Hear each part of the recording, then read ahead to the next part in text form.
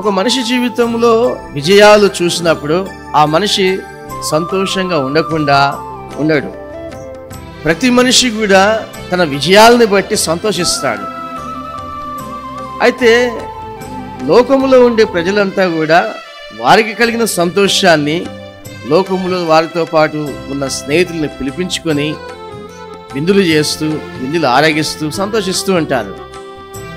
కానీ ఈ ప్రదేశంలో ఉన్న ఈ రాజు అలవాటు చేసుకున్నది, ప్రజలకు అలవాటు చేసింది ఏంటంటే, వారికి విజయం కలిగినప్పుడల్లా కూడా దేవుణ్ణి మధ్యలో ఉంచి ఆయన్ని మహిమపరచడం, ఘనపరచడము, ఆయన ప్రస్తావన తీసుకురావడం, ఆయనకు రావాల్సిన ప్రభావాలు అర్పించడం, ఇలా చేశాడు. ఆయనతో ఉన్న ప్రజలు కూడా అదే అలవాటు చేసుకున్నారు. దేవునికి మరీ ఎక్కువ ఘనత తీసుకొచ్చారు, దేవుని మరీ ఎక్కువ ఘనపరిచారు. దేవునికి ఘనత కలగజేసినందువలన, దేవునికి రావాల్సిన ఆ ఘనతను వారి ఇవ్వడం వలన విజయం వెంబడి విజయం వారి జీవితాలకు వచ్చేసింది.